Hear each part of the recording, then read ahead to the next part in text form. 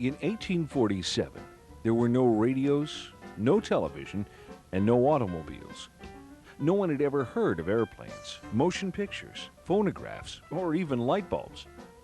It was a world that would seem quite foreign to us today.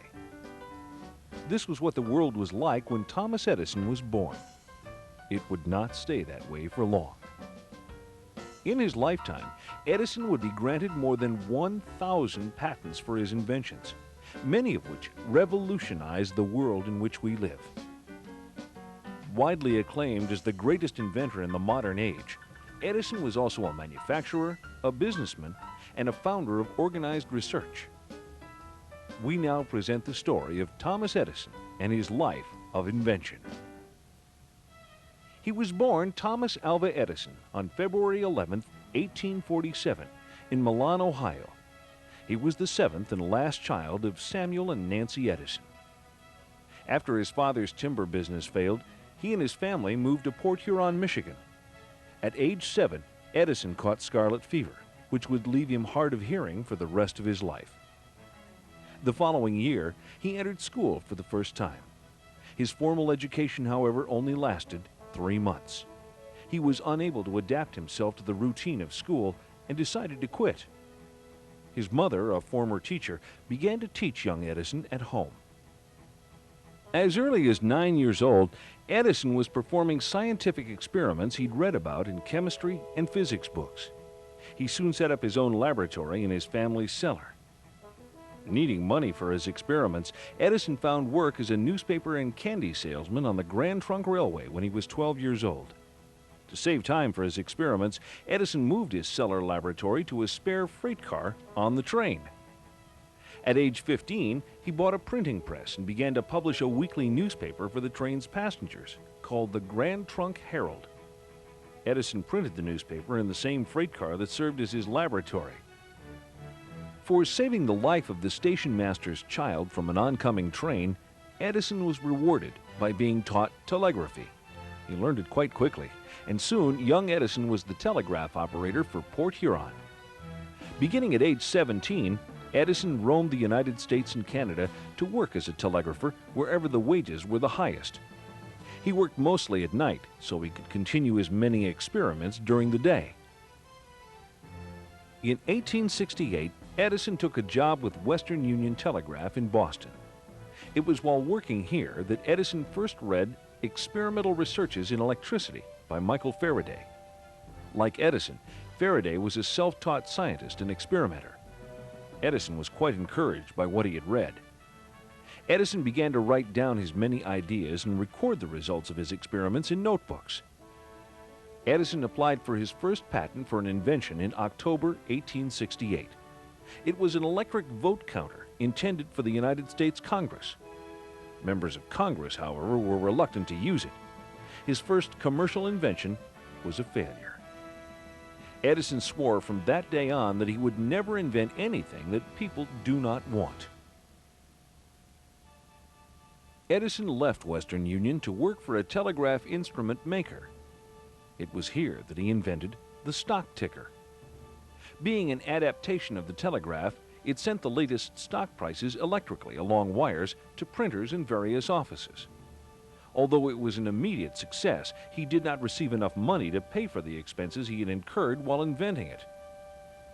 Edison left Boston penniless in 1869.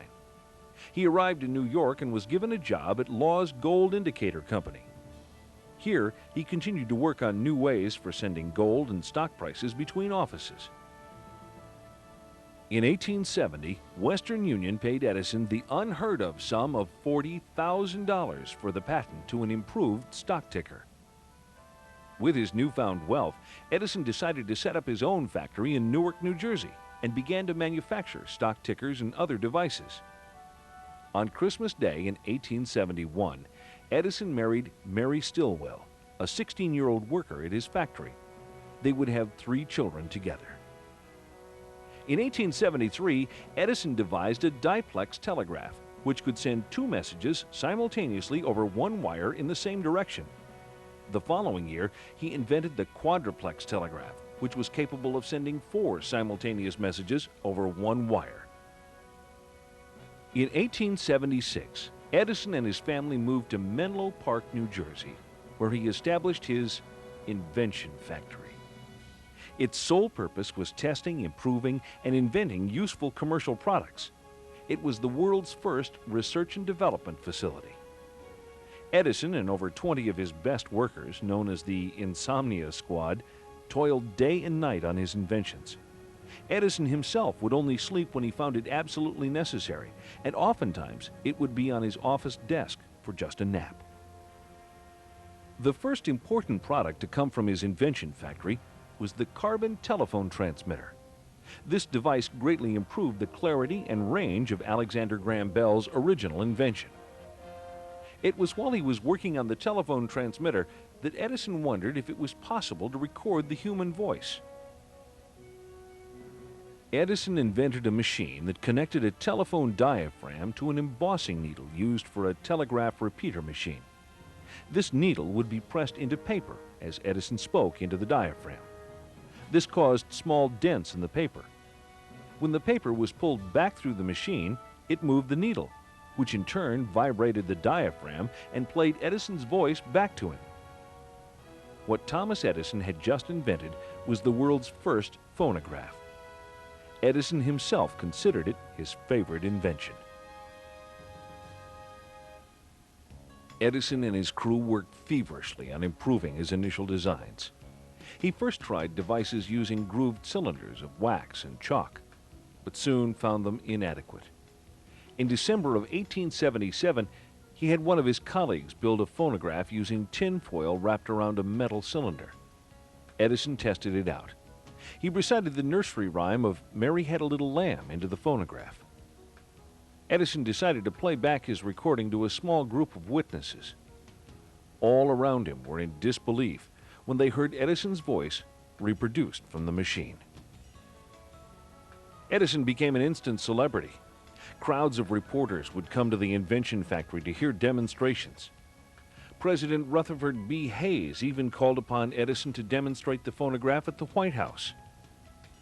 Edison's factory was fast becoming a popular tourist attraction, and Edison himself was soon being referred to as the Wizard of Menlo Park. Besides being a brilliant inventor, he was also a smart businessman. Not only did Edison manufacture and sell phonographs, he also produced the recordings to be played on them.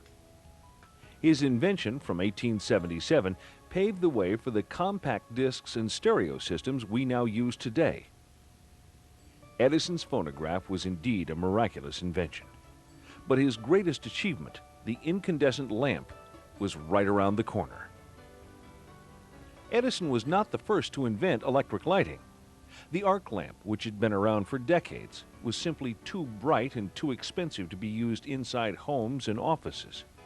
Remember, homes in the 1870s were still being lighted by candles or oil lamps. Unlike previous inventors of electric lighting, Edison envisioned not merely an electric light, but a complete lighting system that could compete with the popular gas light of the day. Edison believed that the key to the system was a lamp having a high-resistance, hair-like filament, instead of the low-resistance wires and rods used by rival inventors. He first tried using a filament made of platinum. He encased the filament in a glass bulb and created a vacuum by pumping out the air. This would enable the filament to last much longer. The Invention factory continued to experiment with hundreds of materials to find the perfect filament. They decided to give up on a metal and made a filament from carbonized cotton thread. On October 22, 1879, this new bulb burned for 40 hours. Edison immediately applied for a patent. On New Year's Eve, 1879, the houses and streets of Menlo Park, New Jersey, were being lit by 30 of Edison's new light bulbs. In 1880, he began using filaments made from bamboo, and eventually settled on using cellulose. Now that Edison had invented and improved upon the light bulb, he set out to work on a system to supply electricity to the houses and offices that needed it. With the help of Francis R. Upton, one of his employees, he began to improve on the source of electricity itself, the generator. He made existing generators twice as efficient as they were to provide electricity for his bulbs. By the early 1880s, there were 5 electric light companies, including Edison's, lighting up New York. His factory provided the lighting for the first French electrical exposition in Paris. It was a huge success. Edison began setting up electric light companies all throughout Europe. In 1882, Edison was in London exhibiting his lighting display at the Crystal Palace. The light bulb was sweeping the world, and everybody wanted them. In 1882 alone, more than 100,000 light bulbs were manufactured. On September 4th of that year, Edison opened his first commercial power station on Pearl Street in New York City. On opening day, it had under 100 customers, but was able to supply enough electricity to light 1,200 bulbs. This station marked the beginning of the electric lighting industry in America. To amuse himself, Edison built an electric railroad at Menlo Park. The electric train he built for it could achieve a speed of 40 miles an hour. Eventually, the city of New York adopted Edison's ideas and began to use electric engines on their underground tracks. His experiments with electric trains were the last he made at Menlo Park. Tragedy struck the Edison family in 1884 when his wife, Mary, died of typhoid. More bad luck was to follow as Edison began a series of legal battles to stop others from copying his work. Edison's legal battles would take more than 10 years and cost him more than $2 million before they were finally resolved. In 1886, some 2 years after Mary's death, Edison married Mina Miller, and together they had 3 children. Deciding it was time for a change, he purchased Glenmont, a house in West Orange, New Jersey. He also built new factories and laboratories that were 10 times bigger than those at Menlo Park. Edison and his men continued to improve on the phonograph and even invented the world's first talking doll. The dolls were equipped with tiny phonographs inside them which played nursery rhymes. Another invention to come from the West Orange factory was the Ediphone, the precursor to the dictaphone. This small machine recorded speech which could be typed later. This invention was to help thousands of secretaries all over the world. In 1888, Edison was awarded yet another patent. He and his assistant, William Dixon, developed a device that Edison called a kinetoscope. It was a cabinet containing a strip of film with a sequence of pictures on it. A small hole inside the cabinet allowed the viewer to watch the film one picture at a time. This sequence created the illusion of movement in the pictures. Thus, the term motion pictures was born. Being a businessman, Edison quickly added a coin drop to his invention so he could profit from it. The cost of viewing one of Edison's motion pictures? 5 cents. Using film developed by his friend George Eastman, Edison set out to produce a number of motion pictures to be used with his new invention. He constructed the world's first motion picture studio and called it the Black Maria. This studio was a 50-foot-long wooden structure that could be turned on a giant pivot so that it always faced the sun. Good lighting was essential to producing quality films. Edison's first movies depicted such things as a man sneezing, a woman dancing, and even a boxing match featuring heavyweight champion of the world, Jim Corbett. One of his first motion pictures to tell a narrative story was the short film entitled Life of an American Fireman. Edison and his co-workers even attempted to produce the world's first motion picture with sound by connecting a phonograph to a kinetograph, the first movie camera. This system, however, proved inadequate. Real talking pictures would not be produced until 1927. In his later years, Edison became good friends with fellow inventor Henry Ford. Ford had developed and manufactured the world's first affordable automobiles. Edison and Ford would take vacations together in the countryside. However, the press would follow them wherever they went.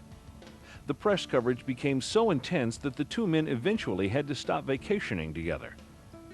On one of their last vacations, they were joined by none other than the President of the United States, Warren G. Harding. Edison is the one taking a nap on the ground. It was during one of these many trips that Ford's friend Harvey Firestone joined them.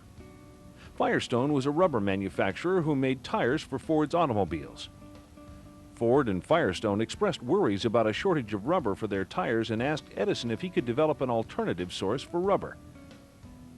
In 1927, Edison set out to find this alternate source.